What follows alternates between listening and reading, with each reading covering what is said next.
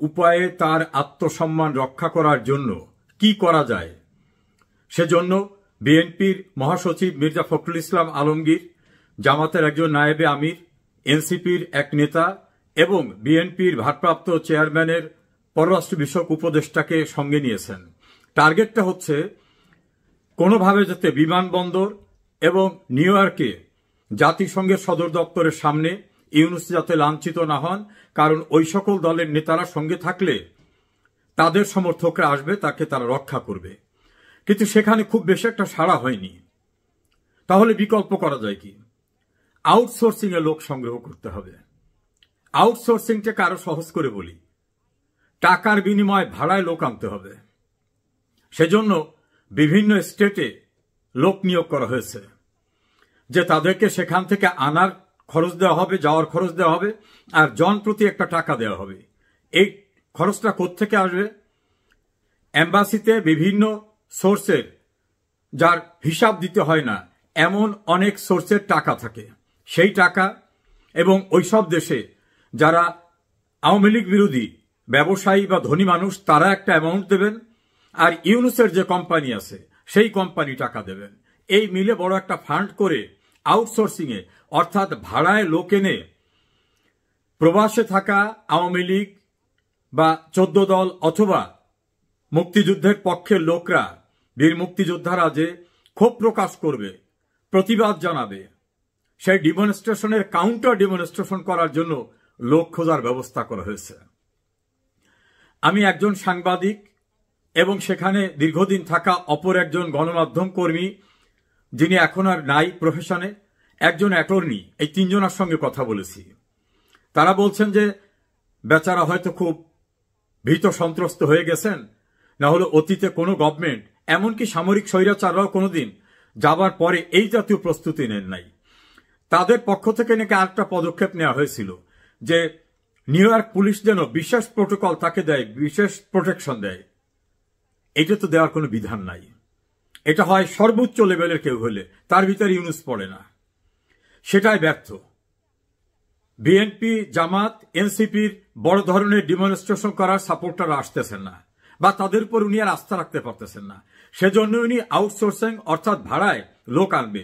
যেসব লোকগুলো বিভিন্ন ইন্ডিয়ান শপে বা অন্যান্য শপে কাজ করে, ক্যাশের ভিত্তিতে কাজ করে, বা রেগুলার কোনো কাজ নাই, তাদেরকে নিয়ে এসে তাদের দিয়ে ডিমনস্ট্রেশন করা হবে এবং তাদের আগাম টাকা পরিশোধ করা হবে, যাতে তারা ফিরে যাওয়ার সময় বিব্রতকর অবস্থায় না পড়ে।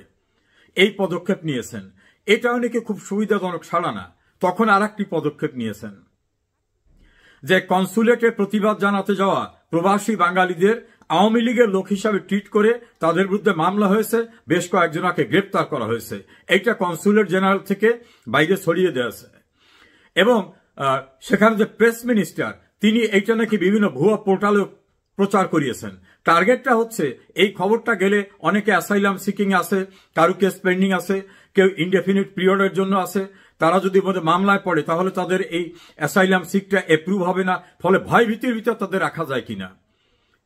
এইটা আবার গত রাতে একজন ইউটিউবার, তিনি অ্যাটর্নি মঈন চৌধুরী, সাংবাদিক দীপু সহ আরো কয়েকজনকে এনে আলাপ আলোচনার ভিতর থেকে প্রকাশ করে ফেলছেন যে এই ঘটনাটা সম্পূর্ণরূপে মিথ্যা। আওয়ামী লীগের কোনো লোক গ্রেপ্তার হয়নি। তাছাড়া ওই দেশে মামলা হয়, মামলার তদন্ত হয়, তারপরে গ্রেপ্তার হয়, তদন্তের পর্যায়ে। তো এখন পর্যন্ত কোনো মামলাই হয়নি। তা মামলাই যদি না হয় তা গ্রেপ্তার হয় কিভাবে?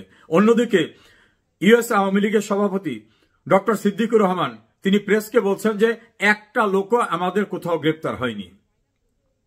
প্রশ্ন উঠেছে, ডক্টর ইউনূস একটা সফরে যাওয়ার জন্য এত মিথ্যাচার, বিরোধী দলের লোক নেওয়া, ভাড়ায় লোক আনা, আউটসোর্সিং যেটাকে, নিজের হাইকমিশনকে ব্যবহার করা, নিজের এনজিওর লোকদেরকে সেখানে উপস্থিত রাখা, এত কিছু করার পরেও নাকি সুবিধাজনক অবস্থায় নাই।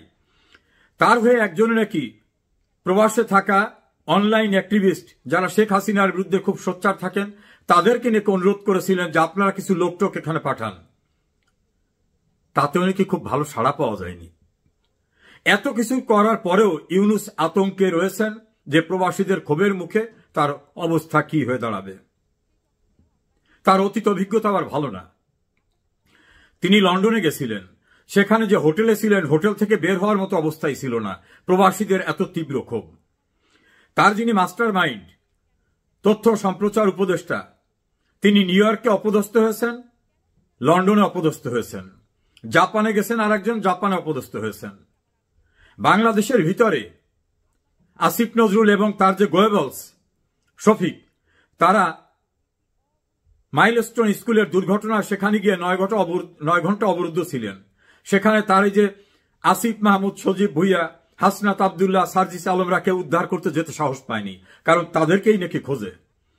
আবার কক্সবাজার, চট্টগ্রাম, গোপালগঞ্জ, ময়মনসিংহে এই যে তার কিংস পার্টির লোকরা যাওয়ার পরে সেখানে ডগ স্কোয়াড অর্থাৎ কুত্তা বাহিনী, সোয়াত বাহিনী, আর্মি, র্যাব, বিজিবি সবকিছু দিয়েও নাকি তাদের রক্ষা করা যায় না, পরিস্থিতি এমন। ফলে দেশের ভিতরে দেশের বাইরে কোন জায়গায় ইউনুস এবং তার গংরা, তার বাহিনীরা নিরাপত্তা বোধ করছেন না। ঢাকা বিশ্ববিদ্যালয় এবং জাহাঙ্গীরনগর বিশ্ববিদ্যালয়ের ছাত্র সংসদ নির্বাচনে ইউনুস বাহিনীর যে দল এনসিপির যে ছাত্র সংগঠন বাকসাস, বাংলাদেশ গণতান্ত্রিক ছাত্র সংসদ, তারা নাকি দেশের সমস্ত মানুষের আশা আকাঙ্ক্ষার প্রতীক। তারা এত ভোট পেয়েছেন যে নিচের দিক থেকে ফার্স্ট হয়েছেন, এত খারাপ অবস্থা। এবং এই ঘটনায় সার্জিস আলম, হাসনাত আবদুল্লাহ, আসিফ মাহমুদ, সজীব ভুইয়া, মাহফুজ আলম, নাহিদ ইসলাম, তাদের কোনো সাড়া শব্দ পাওয়া যাচ্ছে না। একজন ইউটিউবারের আলোচনার ভিতরে তো দেখলাম যে তারা কি হারিয়ে গেছে নাকি তারা আছে, তারা কি দুঃসময়ের ভিতর আছে, কোনো অভাব অনটন আছে, খাবার দাবার পাচ্ছে নাকি। আবার এর ভিতর ছড়িয়ে গেছে যে একজন সচিব নিয়োগে 35 কোটি টাকা নিয়েছেন এবং এনবিআর এর চেয়ারম্যান নিয়োগে নাকি 100 কোটি টাকার ঊর্ধ্বে। এই চতুর্দিকের এই ভয়ঙ্কর পরিস্থিতিতে ইউনুস এখন ছেড়ে দেমা কেঁদে বাঁচি এটা যেমন ভাবছেন, পাশাপাশি আবার ভাবছেন আর তো কোনোদিন কিছুই হতে পারবো না। হয়তো মনে মনে ভাবছেন যে আমি তো ইউনিয়ন পরিষদের চেয়ারম্যান হতে পারবো না নির্বাচনে, তাছাড়া ক্ষমতা হাতছাড়া হওয়ার পরে দেশেও তো আর ফিরতে পারবো না যদি দেশের বাইরে চলে যেতে পারি। যতদিন সময় নেওয়া যায় এই সময়ের ভিতরে কিছু কামিয়ে নেওয়ার চেষ্টা। আর ইউনুসের সঙ্গে যারা আছেন তারাও মনে করছেন যে বিদেশ থেকে আসছেন, কারণ তার ক্যাবিনেটের অধিকাংশ তো বিদেশি আর এনজিও পার্টি। কেউ কেউ তো এক ইউটিউবারের ভাষায় ডায়াপার পড়তে হয়, মানে বহুমূত্র রোগে আক্রান্ত। এইসব লোকরা আত্মজীবন সুযোগ পাবেন না, কাজে হালুয়া রুটি যা কিছু ভাগযোগ করে নেওয়া যায় এখনই নাকি উপযুক্ত সময়। এর সঙ্গে আরো যুক্ত হয়েছে ঢাকার রাস্তায় পুলিশকে এত কিছু বলার পরেও, সর্বশেষে 5,000 টাকা করে দেওয়ার মতো একটা উৎকোচ দেওয়ার পরেও আওয়ামী লীগের মিছিল ঠেকানো যাচ্ছে না। আর মিছিল প্রতিদিন 10টা-15টা মিছিল হচ্ছে, আড়ালে আবডালে না, ঘনবসতিপূর্ণ এলাকায় এবং কর্মব্যস্ত সময়ে। এমনকি ইউনুসের যে দল এনসিপির অফিসের নিচে নাচতেছে, গাইতেছে, মিছিল করতেছে আওয়ামী লীগের লোকরা, সেখানে নাকি তাদেরকে টু শব্দ করতে সাহস পাচ্ছে না এনসিপির কেউ। অন্যদিকে জামাত এবং বিএনপির ভিতরে একটা বিভাজন দৃশ্যমান। এনসিপি তো হারিয়ে গেছে, তার কোনো খোঁজখবর নাই। আবার তারা যারা অনলাইন অ্যাক্টিভিস্ট, বিদেশ থেকে যারা সোচ্চার ছিলেন, তাদের আহ্বানে নাকি আর এখন কেউ সাড়া টাড়া দিচ্ছে না। তারা এই আওয়ামী লীগের বাইরে গিয়ে জামাত, বিএনপি, এনসিপি এদের দিয়ে নাকি কিছুই হবে না, ইউনুসের নাকি খুব শিগগিরই পতন হয়ে যাবে। তাহলে মাহমুদুর রহমান আমাদের সম্পাদক, তার নেতৃত্বে আরেকটা সরকার গঠন বা আরেকটা দল করা যায় কিনা সেটা নিয়েও তারা আলাপ আলোচনায় আছেন। ইউনুস এখন চতুর্দিকে সরিষার ফুল দেখছেন, কেউ বলছেন অন্ধকার দেখছেন, কেউ বলছেন কুয়াশাচ্ছন্ন অবস্থা। আওয়ামী লীগের নেতাকর্মীরা উৎসাহিত হয়ে রাস্তায় দোর্দণ্ড প্রতাপের সঙ্গে, আত্মবিশ্বাসের সঙ্গে মিছিল সমাবেশ করছে। আওয়ামী লীগের এক নেতাকে হত্যা করে জিয়ার কবরস্থানে টাঙিয়ে রাখার মতো বিভৎস নৃশংস ঘটনা নতুন করে সমস্ত মানুষকে মনে করিয়ে দিয়েছে যে এরা কিন্তু তারা যারা পুলিশকে মেরে উপরে টাঙিয়ে রাখছিল যাত্রাবাড়ি উত্তরায়, এরা কিন্তু সেই গ্রুপ। অর্থাৎ এই বিভৎসতা, এই যে ইউনুস বাহিনীর বিরুদ্ধে ঘৃণাকে আরো কয়েক গুণে বৃদ্ধি করে দিয়েছে।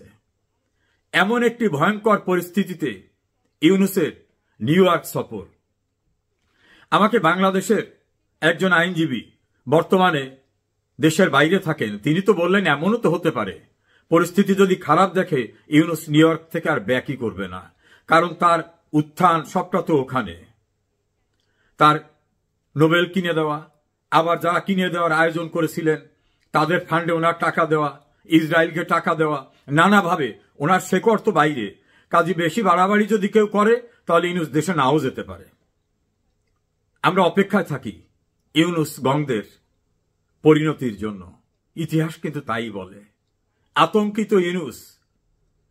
একজন খুব পরিচিত গণমাধ্যম ব্যক্তিত্ব বলছেন ইউনূসের ক্যাবিনেটে অনেক বয়স্ক লোক আছে যাদের ডায়াপার পরতে হয়। এবারে আতঙ্ক যা, তাতে প্রাকৃতিক ডাকের জন্য ইউনূসকেও কি ডায়াপার পরতে হবে? এমনটাও কি শঙ্কার বাইরে? 5 দফা দাবিতে, এবং সেখানে পিআর পদ্ধতিতে নির্বাচনের কথাটা আছে, এবং আরো দাবি আছে যে বিচারকে দৃশ্যমান করতে হবে, জাতীয় পার্টিকে নিষিদ্ধ করতে হবে, 14 দলকে নিষিদ্ধ করতে, এই সমস্ত দাবি টাবি আছে। কিন্তু মূলত পিআর পদ্ধতিতে নির্বাচন নিয়ে তারা বেশ সোচ্চার, যে ব্যাপারে বিএনপি একেবারে একমত নয়। কিন্তু আমার প্রশ্ন হলো, এই যে তারা দাবি নিয়ে আন্দোলন করছে, বিক্ষোভ করছে, এটা আসলে কার জন্য করছে? মানে কাকে দেখাচ্ছে যে এটা আমাকে দাও? কার কাছে চাচ্ছে দাবিটা? তাদের কার কাছে? সরকারের কাছে, নাকি বিএনপির কাছে, না কার কাছে, নাকি জনগণের কাছে? যদি সরকারের কাছে হয় তারা তো প্রতিদিনই একটা করে আপনার ঐক্যমত্য কমিশনে মিটিং করছে, আবার সরকার প্রধানের সঙ্গে তাদের এক নেতা আমেরিকাও যাচ্ছেন, তো ওইখানেও তারা সারতে পারেন। তো এটা আসলে, এটা রাজনৈতিক অবস্থানটা আপনি কিভাবে বিশ্লেষণ করবেন? এটা ঘরে বাইরে চাপ দেওয়ার একটা কৌশল হিসাবে জামাতে ইসলামী সহ অন্য 7টা দল বিএনপির বিরুদ্ধে অবস্থান নিয়েছে। তাদের বিষয় হচ্ছে যে আলোচনার টেবিলে যখন সমাধান হয় না তখন রাজপথে যেতে হয়। কিন্তু আপনি এখানে খুব ভালো করে বলেছেন, রাজপথে যারা যাবেন কেন, যারা সরকারে আছে তারা তো আপনাদেরই লোক। এখানে তো এমন নয় যে শেখ হাসিনা ক্ষমতায় আছে তার থেকে আদায় করে নেবেন, সেই দিন তো আর নাই। এখন ডক্টর হুম। ইউনূসকে আপনারা বসিয়েছেন, আপনারাই জানেন, সেই আপনারাই অংশীদার। তো অংশীদাররা নিজেরাই তো সমাধান করতে পারেন। আপনি যেভাবে বলছিলেন যে উনি তো নিউ ইয়র্ক যাচ্ছে, তো নিউ ইয়র্কে সঙ্গে নিয়ে যাচ্ছে, যারা এই আলোচনায় বসে আলোচনা করে এদেরই অংশীদার এখানে আছে। তারা নিজেরা বসে তো সমাধান করতে পারে, প্লেনে যাইতে যাইতে তো এই সমস্যার সমাধান হয়ে যায়। কিন্তু তারা রাইট। তারা এটা উম, কতটুকু করবেন আমি জানি না। তো এবং তারা কেন এটা পারছে না যে এই সমাধানে আনতে। আলী রিয়াজ এবং আদার্স যে যারা এই কমিটিতে আছে, যে অনন্তকাল ধরে যে মিটিং চলবে কিনা সেই প্রশ্নে তারাও এখন জড়িত। তো তারাও চায় যে একটা সমাধানে আসা। আলী রিয়াজকে আমি খুব হোপফুল দেখি যে না, আমাদের এটা সমাধান হয়ে যাবে। আমাদের 84 না কয়টি জানি ঐক্যমত হয়েছে, সেগুলো হতে পারলে আর 2-4টি যেটা আছে হয়ে যাবে। যেমন আমাদের জুলাই ঘোষণাপত্র নিয়ে আমাদের যে মতবিরোধ ছিল, কিন্তু সে 25 দফা কিন্তু আমরা টিকে দিয়ে দিয়েছি। তো আমি মনে করি যে সেরকম এখানেও একটা সম্ভব হবে, ওনার ভাষ্য আর কি। বাট হলে হোক ভাই, আমরা তো রাজপথে চাই না, আমরা তো রাজপথে ওনারা নেমে আসুক, রাইট। প্রতিদিন গ্যাঞ্জাম করুক, এগুলো তো চাই না। রাজনৈতিক দলগুলো কালকে 3টা রাজনৈতিক দল বা 4টা রাজনৈতিক দল যে মিটিং করলো তাতে তো মানে নগরী কলাপস করছে। এখন সেটা ওনারা আবার গ্রামে নিয়ে যাচ্ছেন, জেলা শহরে নিয়ে যাচ্ছেন, উপজেলা শহরে নিয়ে যাচ্ছেন। তো এই যে ওনাদের এই যে আন্দোলনটা, এটার আরো একটা উদ্দেশ্য হচ্ছে যে ওনারা যে জোটবদ্ধ হতে চাচ্ছেন বিএনপির বিরুদ্ধে, সেটারই একটা প্রাথমিক প্রক্রিয়া হতে পারে। সেটাও একটু ফিল্ড লেভেলে কেমন হয় এটা দেখছেন, লোক জমায়েত কেমন হয়। এবং ওনারা যে দাবিটা করছেন পিয়ারের, সেই দাবিটা তখন তাহলে আরো জোরদার হবে। আমরা পিয়ারের দাবি করছি, দেখো কত মানুষ আমাদের সঙ্গে আছে। বাস্তবে তো ওনারা যে দাবি করছেন সেটার সাথে ওনারাই আছেন। বিএনপি যদি এই দলের সঙ্গে না থাকে যে পিয়ার পদ্ধতিতে, তাহলে খুবই একটা ক্ষুদ্র অংশ এই দাবি করছে। কারণ আওয়ামী লীগ নাই, জাতীয় পার্টি নাই, 14 দল নাই, তো বড়, এবং বিএনপি নাই, তো তাহলে পিয়ার কে চায়? অতি ক্ষুদ্র একটা অংশ। ওই অতি ক্ষুদ্র অংশ ওর দাবি তো সবাই মানতে বাধ্য না। এবং এটা যদি সরকারও তাদের উপর ইম্পোজ করে, তাহলে সেটা আরেকটা বড় ধরনের প্রতিক্রিয়া হতে পারে। এত ক্ষুদ্র একটা অংশের দাবি সরকার কিভাবে মেনে নেবে? তাছাড়া এই পিয়ার পদ্ধতির সুফল যেমন আছে, কুফল গুলো তো অনেক বেশি আছে, আমরা চারপাশে দেখতে পাচ্ছি। নেপাল সহ অন্যান্য, ইভেন ইউরোপিয়ান অনেক রাষ্ট্র, আহ, ফ্রান্সের উদাহরণ দিচ্ছে। অনেক দেশের সরকার খুব তাড়াতাড়ি পতনের জন্য পিয়ার পদ্ধতিকে দায়ী করা হচ্ছে। ওরা বরং এখান থেকে সরে আসতে বলছে। আজকে আমি আবার দেখলাম যে ইসলামী ফতোয়াবাজ যারা আছে, তারা আবার এখানে ব্যাখ্যা দিয়েছে ইসলামের দৃষ্টিতে পিয়ার পদ্ধতি গ্রহণযোগ্য না। পিয়ার পদ্ধতিতে নেতা নির্বাচন, ইসলামের দৃষ্টিতে নেতা নির্বাচন নির্দিষ্ট করে দেওয়া আছে। এখন আমি এখানে অমুকে দিলাম আর ওই রিমোটে আরেকজন হয়ে গেল, সেটা কেন হবে? সেই দৃষ্টিভঙ্গিটাও প্রচার হচ্ছে। যারা এই এই দাবিটা যারা করছে, তারা তো সিংহভাগ ইসলামিক রাজনৈতিক দল, কিন্তু হ্যাঁ, হ্যাঁ, তাদের হ্যাঁ। মধ্যে আবার এই ফতোয়া জারি হয়ে গেছে যে এটা ইসলাম মানে না। তো আমি জানি না কিভাবে এর সমাধান হবে। আপনিও কি ভাবছেন? আচ্ছা, একটা কথা বলেন তো, আপনি তো মানে রাস্তাঘাটে চলাফেরা করেন, অনেকের সঙ্গে কথাবার্তা বলেন, সাধারণ মানুষের সঙ্গে কথাবার্তা বলেন। তো এখান থেকে আপনার কি মনে হয় এই সাধারণ মানুষ কি পিয়ার জিনিসটা কি এটা বোঝে, অথবা এটার ব্যাপারে তাদের খুব একটা চাহিদা আছে? মোটেই না। সাধারণ মানুষ চায় যে ইউনূস কবে যাবে। এই ইউনূস যায় না কেন? সাধারণ মানুষের এত ঠেকা নেই এগুলা করার। সাধারণ মানুষ খাইতে পারতেছে না। সাধারণ মানুষ জিনিসপত্রের দ্রব্যমূল্যে যে হারে দাম বেড়েছে, সেটা তো ডক্টর ইউনূস তো কিনে খায় না, ওনার তো আর এটা জানার কথা না। সাধারণ মানুষের নাভিশ্বাস উঠে যাচ্ছে। সাধারণ মানুষ জমা টাকা ভাঙিয়ে ভেঙে খাচ্ছে। এর আগে শেখ হাসিনার আমলেও দ্রব্যমূল্য যখন ঊর্ধ্বগতিতে হয়েছিল, তখনও মানুষের এই দুর্দশা ছিল। কিন্তু মানুষের একটা অর্থনৈতিক একটা ছিল, ট্রানজেকশন একটা গণ্যমান ছিল, আসতে গেছে।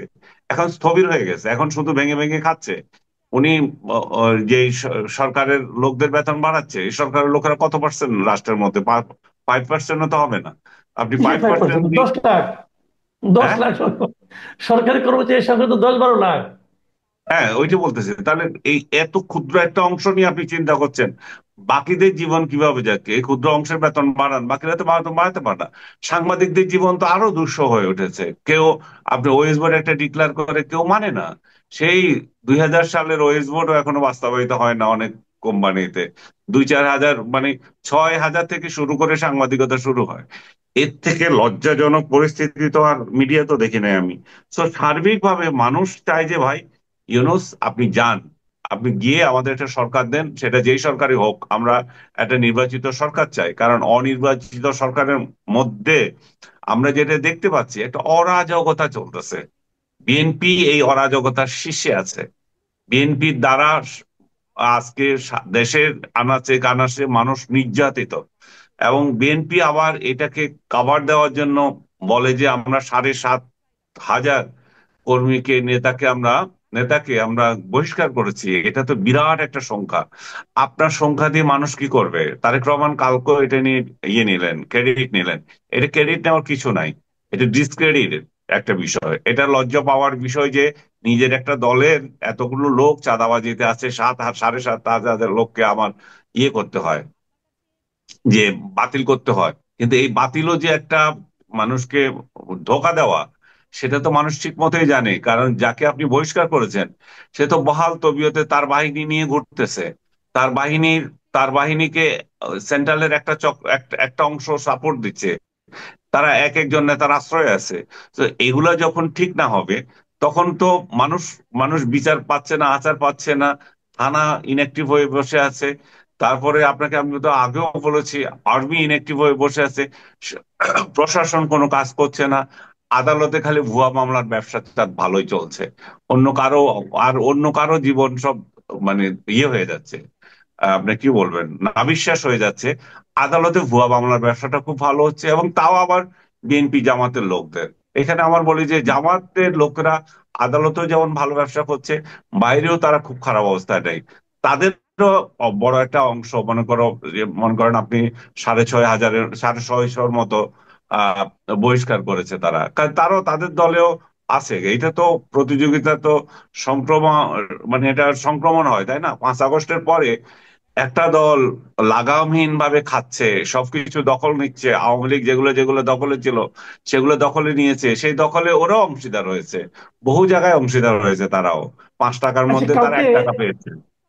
কালকে একটা অভিযোগ শুনলাম, মানে বিএনপির কিছু লিডার অভিযোগ করতেছেন যে এই আওয়ামী লীগের বিভিন্ন রকম চিহ্নিত ব্যক্তিরা নাকি এখন জামাতে যোগ দিচ্ছে অফিসিয়ালি। তো এই বিষয়ে আপনি কি কিছু জানেন কিনা? অফিসিয়ালি যদি যোগ দিয়ে থাকে তাহলে তো ভালোই করছে। তারা তো অপকর্ম করছে না, তারা একটা রাজনৈতিক দলে যাচ্ছে। এখন আপনি তার বিরুদ্ধে যদি মামলা থাকে, সেটা জামাতে ইসলামে যাক আর বিএনপিতে যাক, সে তো সমানই। অপরাধী তো অপরাধী। সে যদি জামাতে যেয়ে থাকে তাহলে সেখানেও তো সে অপরাধী হিসেবে চিহ্নিত হবে। আপনি আগে নিশ্চিত করেন যে তার সুবিচার করতে। আপনি যদি জি। চিফ জাস্টিসকে যেমন হত্যা মামলা দিয়ে রাখছেন, সেরকম যদি ভুয়া মামলা করে থাকেন, শেখ হাসিনার বিরুদ্ধে 300 মামলা দিয়ে রাখছেন হত্যা মামলা, সেগুলো যদি সেগুলা সেই স্টাইলে যদি বিচার করেন, তো মানুষ তো এগুলোকে হাস্যকর হিসেবে নেবে, তাই না? আপনি সঠিক বিচার করেন, সঠিকভাবে অপরাধী যারা আছে তাদেরকে বিচার করেন। এই অপরাধীরা যে আওয়ামী লীগ ছেড়ে অন্য একটা দলে চলে যাচ্ছে, এটা থেকে জনগণ খুশি না? জনগণ খুশি না। সে তো আরেকটা ঢাল পাচ্ছে অপরাধ করার। So right. বিএনপি যদি বলে থাকে যে তারা ওইখানে আশ্রয় নিয়েছে, তারা নিজেরাও তো আশ্রয় দিচ্ছে, আশ্রয় তো কম দিচ্ছেন না, তারা ভিন্নভাবে দিচ্ছেন। তারা টাকার বিনিময়ে জানের জানের পাহারা দিচ্ছে। তো ওরা বলতেছে যে আমাদের দলে আসো, আমরাও তোমাকে আশ্রয় দেব। এবং যারা যাচ্ছে, আমি মনে করি যে যে জামাতে ইসলাম যখন আওয়ামী লীগ ছিল, তখনই তো শিবির সহ অনেকে আওয়ামী লীগের আশ্রয় নিয়েছিল। কেন নিয়েছিল? জানে বাঁচার জন্য নিয়েছিল। তো আওয়ামী লীগ যদি এই পলিসি ধারণ করে যে আমরা এখন জামাতে গিয়ে আশ্রয় নেব, এবং আমাদের উপর আক্রমণ করলে জামাত এখানে রক্ষাটা আন্দোলন করবে তাদের বিরুদ্ধে, তো ঠিকই তো আছে। এবং আমি মনে করি যে যান বাঁচানো তো ফরজ। এবং আপনি কোন আহ মুক্তিযুদ্ধের বাহাদুর হয়ে গেছেন যে আপনার কাছেই চিরদিন ওরা থাকবে, আওয়ামী লীগকে ছেড়ে তারা বিএনপিতে যাবে? কি কারণে যাবে? আপনি তো কোনো কিছু দেখান নাই। মুক্তিযুদ্ধের সপক্ষে একটা রাজনৈতিক দল হিসাবে মুক্তিযুদ্ধকে ধারণ করা, মুক্তিযোদ্ধাদেরকে কেয়ার করা, আপনি তো কিছুই করেন নাই 5 আগস্টের পর থেকে। আপনি শুধুমাত্র মুক্তিযুদ্ধের বিরুদ্ধে কি কি করা যায় এবং মুক্তিযুদ্ধের বিরুদ্ধে জামাত সহ অন্যান্যরা যা কিছু করেছে আপনি তো একজনের সাপোর্ট দিয়েছেন। তো রাইট। সার্বিকভাবে আমি মনে করি যে আপনি মুক্তিযুদ্ধের দাবিদার, আপনি দাবিদার নিজের মধ্যে রাখেন, কিন্তু সাধারণ মানুষের কাছে সেটা প্রতিফলিত হয়নি। আর প্রতিফলিত হয়নি বলে যখন মুক্তিযুদ্ধের শক্তিই নাই, তখন কে জামাতে গেল আর কে থাকলো তাতে কি আসে যায়? এখন তো তার জীবন রক্ষা করা অনেক বেশি জরুরি। মুক্তিযুদ্ধ দেখা যাবে পরে। আচ্ছা, একটা কথা আমি শেষ কথা শেষের বিষয়টা আলোচনা করি। সেটা হলো যে আপনি জানেন যে 21 তারিখে আমাদের এখান থেকে প্রধান উপদেষ্টা উনি যুক্তরাষ্ট্র যাচ্ছেন জাতিসংঘের সাধারণ অধিবেশনে অংশ নেওয়ার জন্য। তো এবার উনি, গতবার উনি গিয়েছিলেন কিছু ছাত্রদেরকে নিয়ে, মাস্টার মাইন্ডদের নিয়ে, মাস্টার মাইন্ডকে পরিচয় করে দিয়েছেন। এবার উনি যাচ্ছেন 4 জন রাজনৈতিক নেতাকে নিয়ে, 3টি দলের 4 জন রাজনৈতিক নেতা। এবং অবধারিত ভাবে এই 3টা দল হলো বিএনপি, জামাতে ইসলামী এবং এনসিপি। এখন এই যে যাচ্ছেন, যাওয়ার আগে প্রেস সেক্রেটারিকে দেখলাম উনি বলছেন যে এরা আমাদের সরকারের অংশীদার এবং অংশীদার হিসেবে যাচ্ছেন। প্রধান উপদেষ্টা ওনাদেরকে আমন্ত্রণ করে নিয়ে যাচ্ছেন।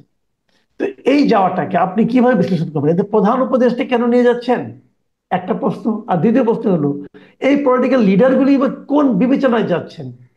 তো তারা কি তাহলে অংশীদার হওয়া মানে কি, তারা কি তাহলে সরকারের ভালো মন্দ সবকিছুরই দায় দায়িত্ব তারা নেবেন?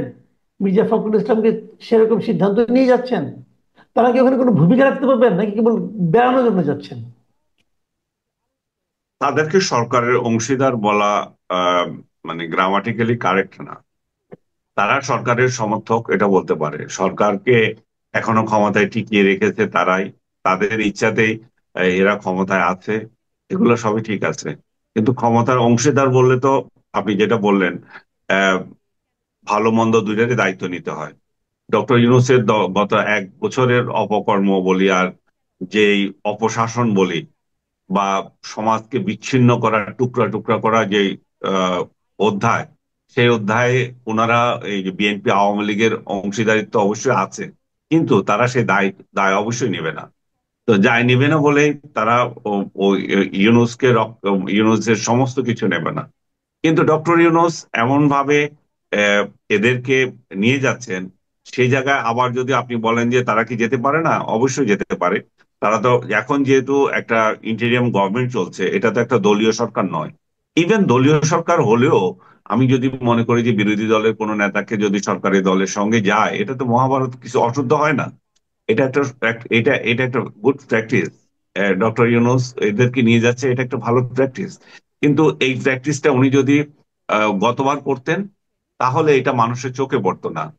তখন মানুষ মনে করতো যে এটা একটা ঐকমত্যের সরকার, তার সদস্যদেরকে নিয়ে যাচ্ছেন। ডক্টর ইউনূস বাংলাদেশকে কোথায় নিয়ে যেতে চান, বিশ্ব নেতাদের কাছে উনার গ্রহণযোগ্যতা কতটুকু, এবং বিশ্ব নেতারা ওনাকে কিভাবে ট্রিট করেন, বাংলাদেশকে কিভাবে ট্রিট করেন, সেটা আমাদের আগামীতে যারা ক্ষমতা আসবে তারা স্বচক্ষে দেখতে পারলেন। কিন্তু সেটাই, সেই ট্রেন উনি মিস করেছেন বলে উনার এই যে ভালো একটা উদ্যোগ, সেটাকে মন্দভাবে দেখা হচ্ছে। মন্দভাবে দেখার কারণ আরো আছে। কারণ আওয়ামী লীগ দেশের মধ্যে রাজনীতি করতে পারছে না। তাদের সমগ্র সমর্থকরা সারা দেশে তাদের, সারা বিশ্বে তাদের সংগঠন আছে। যেখানে যান সেখানে আপনি দেখবেন, আমি দেখেছি, আমার নিজের অভিজ্ঞতা থেকে দেখেছি, সব জায়গায় তাদের সংগঠন আছে। আমি এক সময় এই সংগঠনগুলোকে পছন্দ করতাম না, নিজের দেশের রাজনীতি বাইরে কেন করবে। কিন্তু আমি যখন দেখলাম যে শেখ হাসিনার আমলে যখন বিএনপি দেশের মধ্যে কথা বলতে পারে না, ধরে নিয়ে যায়, তখন সেই জুৎসই কথাটা বলার জন্য বিদেশে আশ্রয় নিতে হয় তাদের। বিদেশি এই সংগঠনগুলো তখন ভালো আন্দোলন করেছে। ঠিক একইভাবে এখন আরো ভিগোরাস ভাবে আহ, আওয়ামী লীগ করছে, এবং করা দরকারও, কারণ বিএনপি তো নিষিদ্ধ ছিল না, আওয়ামী লীগ তো নিষিদ্ধ। তো একটা নিষিদ্ধ মানে কার্যক্রম নিষিদ্ধ, যেখানে কার্যক্রম নিষিদ্ধ সেখানে তো আমি বাইরেই করবো, আর কোথায় করবো? বলা হয় ভারতে পালিয়ে আছে, ওই দেশে হয়েছে, কোথায় থাকবে?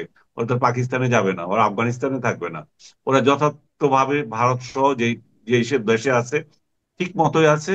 এবং তাদের যে রাজনীতি তারা যেটা করছে দলের আওয়ামী লীগের জন্য, আমি মনে করি যে সেটা তাদের গণতান্ত্রিক অধিকার এবং ন্যায্য অধিকারও। এখন সেই জায়গায় আমরা যদি দেখি যে ডক্টর ইউনূস যখনই বাইরে যাচ্ছেন, তার পরিষদের সদস্যরা যখনই বাইরে যাচ্ছেন, একটা প্রবল বাধার সম্মুখীন হচ্ছেন। এই বাধা এবারও উনি নিউ ইয়র্কে গেলে এটা ফেস করবেন, গতবারও করেছেন। গতবার যেটা দেখা গেছে, বিএনপি একই সঙ্গে আওয়ামী লীগকে মানে প্রতিরোধ না করা হোক, উনাকে স্বাগত জানানোর জন্য এয়ারপোর্টে ছিলেন বিএনপির কর্মীরা, নেতা কর্মীরা। এবং সে তার একটু হাতাহাতিও তাদের সাথে হয়েছে আওয়ামী লীগের সাথে। এবার আমি জানতাম যে তারা এই কর্মসূচি নেবেন না, কারণ এদের সাথে ডক্টর ইউনূসের সঙ্গে তাকে প্রটেক্ট করার কোনো দায়িত্ব নেই। এবং ওনাদের কয়েকজন এও বলেছেন যে আমরা যে ওনাকে স্বাগত জানিয়েছি, সেটার কোনো প্রতিফলন আমরা নিউ ইয়র্কেও দেখি নাই, পরেও দেখি নাই আমাদের দলের সাথে ওনার যে ট্রিটমেন্ট উনি দিয়েছেন। কিন্তু এবার তারা আবার ডিসিশন নিয়েছে যে তারা এয়ারপোর্টে যাবেন ডক্টর ইউনূসকে শুভেচ্ছা জানাতে, কারণ তাদের সঙ্গে তাদের মহাসচিব যাচ্ছে। আর মহাসচিবের মান ইজ্জত একটা ব্যাপার আছে। ডক্টর ইউনূসকে বিরুদ্ধে স্লোগান দেওয়া বা অন্য কিছু করা, সেক্ষেত্রে তাদের কিছু হয়তো যেহেতু আসতো না এবার, কিন্তু যেহেতু তাদের মহাসচিব আছে, স্বাভাবিকভাবে তারা সেখানে পার্টিসিপেট করবে। তো আমি মনে করি যে তারা পার্টিসিপেট করুক, কিন্তু ওই যে তীব্রতা গতবার যেটা ছিল মুখোমুখি দাঁড়ানো, সেটা থাকবে না। এই জন্যই থাকবে না যে ওই বিএনপি মধ্যে যারা ওইখানে আন্দোলনে যাবে, তাদেরও পরিবার পরিজন, তাদেরও আত্মীয় স্বজন এদেশে আছে, তাদেরও একটা ফিডব্যাক তারা পায় ডক্টর ইউনূস গত এক বছর ধরে এ দেশটাকে কেমন জাহান্নাম বানিয়ে রেখেছে। তো সেই ক্ষেত্রে তাদেরও অনুভূতি কাজ করবে না, যেটা গত যেটা তাৎক্ষণিকভাবে গতবার করেছিল। এবং এবার তারা সেই ধরনের প্রতিক্রিয়া দেখাবে না, আমার বিশ্বাস। জি, অনেক ধন্যবাদ আপনাকে। তো কিন্তু আমার কেন যেন মনে হচ্ছে এমনও হতে পারে, কিন্তু আবার আপনি যেটা বললেন তাদের মহাসচিব তাকে প্রোটেক্ট করার জন্য হয়তো ওখানে আবার একটা দুই পক্ষের মধ্যে একটা হাতাহাতি মারামারিও হয় কিনা, এটা নিয়েও কিন্তু আমার মধ্যে একটা আশঙ্কা কাজ করছে। না, এটা তো নির্ভর করে তাৎক্ষণিকভাবে সিচুয়েশন কোন দিকে যায়। জি, কিন্তু কিন্তু আপনি যদি বৃহত্তর আঙ্গিকে চিন্তা করেন, তাহলে তারা যদি মানে পরস্পরের সুবুদ্ধি তো আছে। এর মধ্যে আপনি দেখেছেন যে জাতিসংঘের এর আগে যে গিয়েছিল, যে মাহফুজ গিয়েছিল, মাহফুজের হুম, সময়ও ব্যাপক হাঙ্গামা হয়েছিল। এবং আজকে আমি দেখলাম যে আমাদের প্রেস সেক্রেটারি যে আছে মর্তুজা, সেখানে দাবি করছে যে আওয়ামী লীগের কিছু লোককে বা যারা ওই আন্দোলন করেছিল তাদের অনেককে নাকি গ্রেপ্তার করেছে। আমি জানি না গ্রেপ্তারের সংখ্যাটা কতটুকু কতটুকু সত্য মিথ্যা। কারণ ডক্টর ইউনূসের প্রোপাগান্ডা টিম এমন ভাবে প্রোপাগান্ডা ছড়ায়, যাতে করে এগুলো পরবর্তীতে বিশ্বাসযোগ্য হয় না।